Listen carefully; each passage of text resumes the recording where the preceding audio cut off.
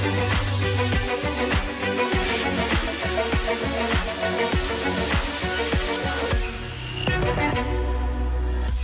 morning, it's Monday the 20th of July and you're watching Europe Today, your morning dose of European news and analysis here on Euronews. I'm Madrid Gwyn and I'll be with you throughout this week. Coming up today, Spain have been crowned World Cup champions for the second time in their history after defeating Argentina 1-0 in extra time last night.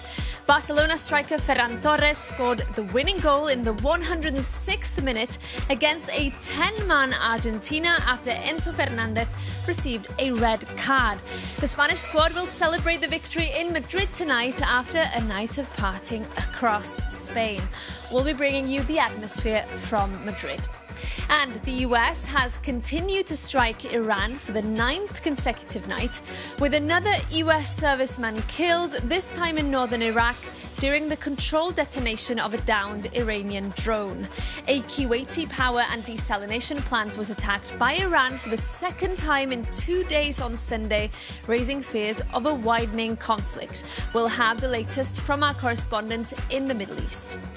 And Andy Burnham is set to become the UK's new Prime Minister today, taking over from Keir Starmer.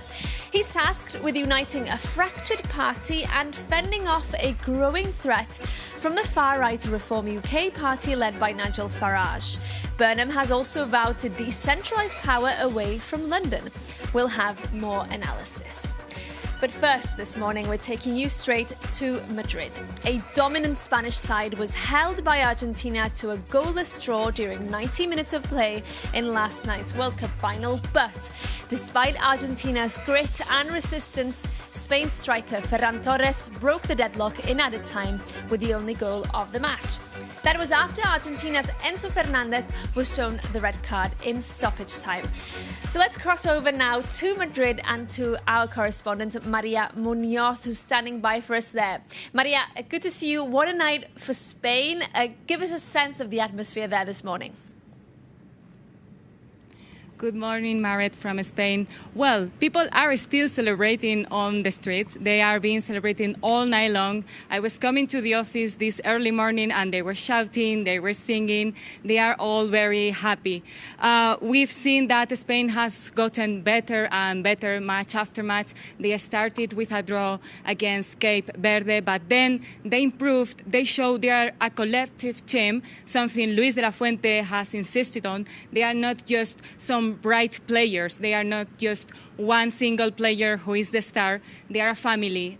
Same philosophy that made the former national team champions in 2010. They have shown they have improved against Belgium and against one of the main favorites in this tournament, as it was France. Yesterday there was one team playing football and another one trying to prevent them from playing. Spain tried to score 20 times. The result is quite short after all those occasions, more than 20 they had. We may have witnessed last Messi match with the Argentinian squad. He was very sad. We could see him crying. But what can I say? We are very happy here. Yesterday, we were in the fan zone with the fans celebrating our triumph in this World Cup. Let's take a look. El partido ha estado súper emocionante. The match was incredibly exciting right until the last moment when we secured the victory. We beat Leo Messi. Ciao, Leo Messi! The match was very good, but the referee was very Argentinian. Spectacular, very good. We came all the way from Puerto Rico. We arrived today to see the game. We wanted to be here at the heart of it all. We wanted to watch the game from Spain and see the world champions. ¡Campeones mundiales! Yo soy español, español, español. Maria, briefly, we know that there are plans for celebrations in Madrid also later tonight. Yes, the team will arrive around 1 p.m. to Barajas Airport. Then they will go visit the royal family. And then around 6 p.m., the real party will start with a bus parade with all the players offering the trophy to the fans. They will arrive around 9 p.m. to Cibeles, where the party is going to start with concerts and with all the happiness they've brought to us from America. Okay, Maria Munoz in Madrid for us this morning. Thank you, and I'm sure we'll see more of those celebrations on Euronews throughout the day. But we're moving to the Middle East next, where the US has carried out the 9th consecutive night of strikes against Iran. Meanwhile, Iran's Revolutionary Guard has vowed not to let a single drop of oil or gas pass through the Strait of Hormuz. For more, we can cross over to our correspondent Adel Halim, who's in Qatar for us. So, Adel, more strikes overnight, and the current spiral of violence is showing no signs of subsiding. Good morning, Marid. Yes, the conflict continues to escalate. The U.S. has completed a 9th consecutive night of strikes inside Iran, targeting military command centers, air defense systems, and missile sites. Meanwhile, Iran has responded with attacks of its own. The air defense systems have been activated across the Gulf, with Kuwait intercepting drones, Bahrain sounding sirens, and Jordan reporting missile interceptions. The U.S. has also confirmed a 3rd military death over the weekend. A service member was killed in Iraq in what it called a controlled detonation of a downed Iranian drone. This follows the deaths of 2 U.S. troops in Jordan. So despite repeated calls for diplomacy, both sides are continuing to exchange fire, and the conflict is spreading across the region. Marit? And Adel, we also know power and desalination plants in the Gulf are being increasingly targeted. How much of a worry is that in the region? Absolutely. One of the biggest concerns now is that critical infrastructure is increasingly being caught up in the fighting. We've seen allegations of attacks on power plants and water desalination plants in the Gulf. Those facilities provide drinking water to millions of people. If essential infrastructure becomes a regular target, the consequences extend well beyond the battlefield and start to affect everyday life. We're also seeing the conflict spread geographically. As we've heard, it's no longer just about the U.S. and Iran, where Jordan, Bahrain, and Kuwait have come under attack. That's why countries like Qatar and Pakistan continue to push for de-escalation and diplomacy. But at the moment, the military action is moving much faster than any kind of diplomacy. Indeed. Adel, for us in Doha, thank you so much for bringing us up to speed there.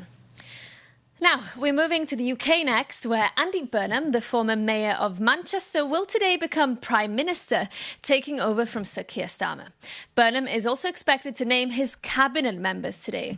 For more, I'm joined live now by Tim Bale, who is a politics professor at Queen Mary University of London.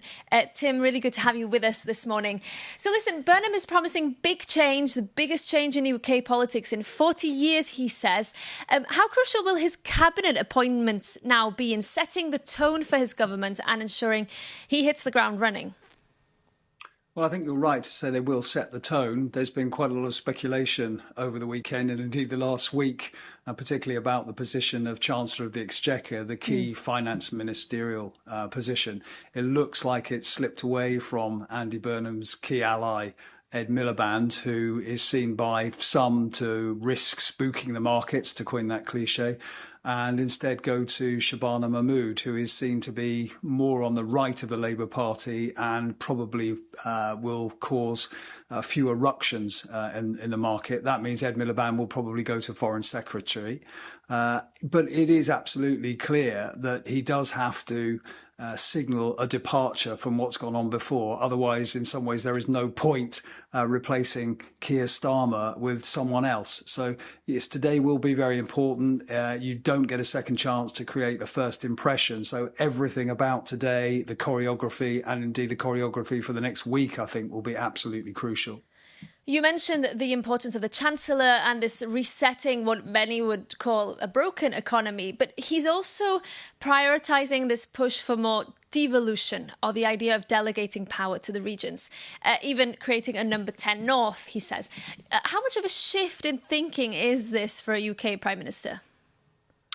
I'm not sure it's as big a shift as people think, actually. Prime ministers for a long time, whether they be Conservative or Labour, have been talking about the over-centralisation of the UK and particularly the over-centralisation of the UK economy. Even under the Conservatives, you saw an outpost of the Treasury being created in Darlington in the northeast of the country. So in some ways, I think this is more about mood music than it is necessarily about substance.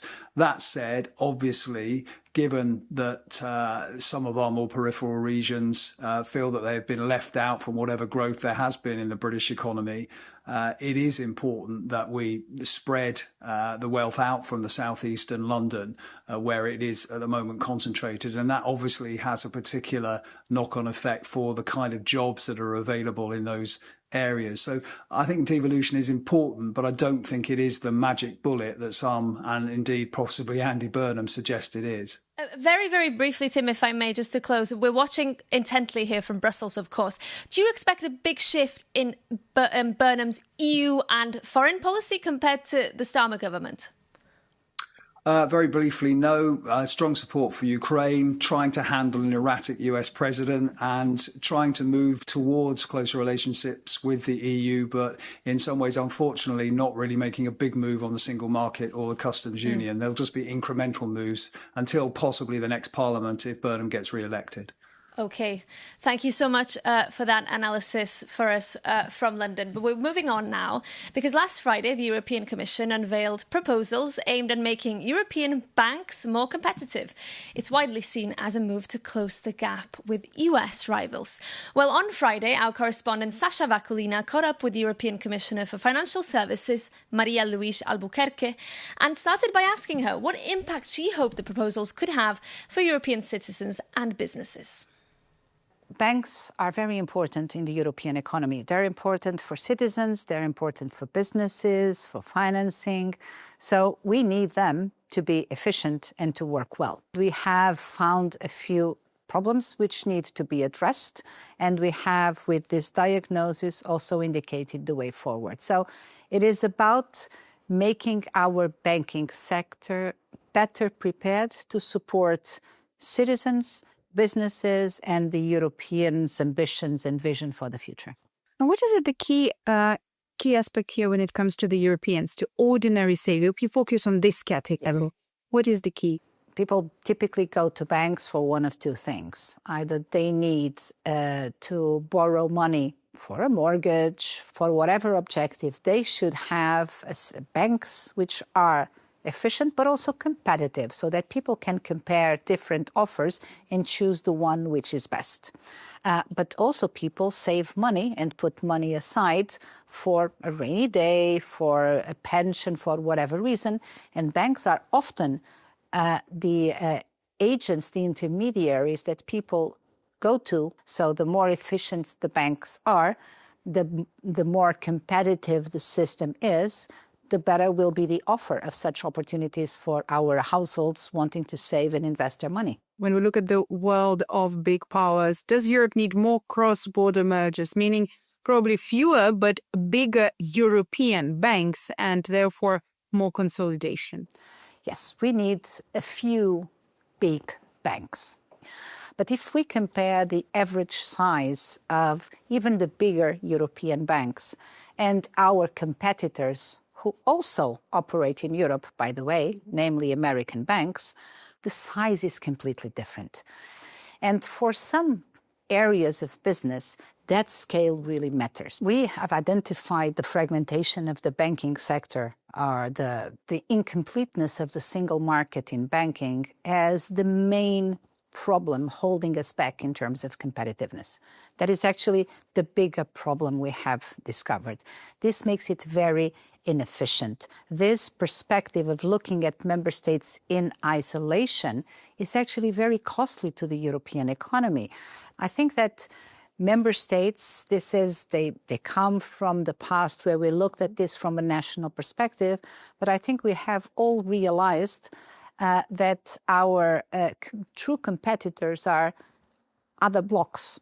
So it's Europe together with our other competitors. And that requires that change in mindset. Of course, it's difficult. It's a significant change, and there is a normal resistance to change. But I think the fact that there is awareness and the conscience that the costs of not moving are increasing, I think we have now better conditions to deliver on those objectives. The report argues that Europe's banks need to take more risk if they are to finance growth and compete globally. Where do you draw the line between encouraging certain risk-taking and avoiding the mistakes that led to previous financial crises? It's not banks that need to take more risk. It's the whole Europe that needs to have a different approach to risk. So because of how we are, also because of cultural elements, but because of some inefficiencies in our system and still the legacy of the previous crisis, we focused a lot on reducing and trying to eliminate risk. But if you eliminate risk, you eliminate opportunities. We know that risk-taking is indispensable for innovation, for economic growth. So what we are talking about here is a recalibration. Now, we need to adjust the parameters of the framework to say that some more risk-taking should be considered in the system as a whole when it comes to financing certain activities. But this is the political discussion. How much risk are we comfortable to allow into the system, preserving financial stability? Because financial stability is a precondition. Without financial stability, nothing else works. So we need to find the right balance. What we are talking about here is rebalancing, allowing some more risk while preserving financial stability. It's a recalibration. It's not going back to the past, because we have learned the lessons and we are much better prepared to manage risk in a sound and prudent manner now. Now, Europol, the EU's law enforcement agency, has said that online ecosystems are reshaping terrorist threats. In a report released last week, the agency also said that violence has become a means of gaining identity and belonging for a number of perpetrators, and that this creates a more complex threat across Europe. To discuss those findings in more detail, I'm joined now by Anna Siobry, head of the European Counter-Terrorism Centre at Europol. Good morning, Anna. Great to have you with us. So your report states that the lines between established terrorist ideologies and other forms of violent extremism are being blurred. Why is that a reason to be worried? Yeah, we need to follow the development, and this is also what we have been describing since, if we go back the 10 years since Europe experienced the wave of mass casualties and major attacks, and also when European Counter-Terrorism Centre was created. And since that, we have done these trend and situation reports to describe the development of the threat. And this year, we actually describe that the threat is persistent. It still exists, and it's a major threat against the European security. And the development, as you say, the blurred lines, it's because we are seeing an increasing number of different ideologies that are diversified ideologies, also not only the traditional ones. So you mentioned diversifying ideologies, but what would you say, based on your analysis, is the biggest threat that Europeans should be concerned about right now? We need to understand that the threat is persistent. If you go back to 2025 and look at the numbers of arrests, you have almost 500 arrests, terrorist-related arrests in the European Union. This shows that the threat is persistent. We also see that the major threat comes from jihadism, and that's also the most lethal threat. But we also need to understand the development of these new ideological platforms that are also popping up. Finally, I want to ask you, because the report also points to more lone actor attacks. Doesn't that make preventing or addressing the threat almost impossible for law enforcement?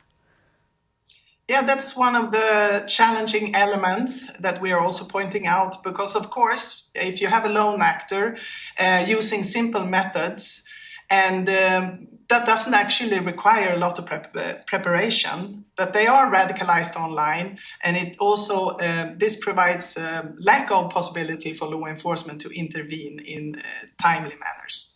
Okay, Anna Sioberi for us, speaking to us from Europol. Thank you so much for your time this morning. But that's all we have time for today, I'm afraid. Thank you so much for tuning in. We'll be back at the same time, same place tomorrow. So we hope to see you then. In the meantime, take care.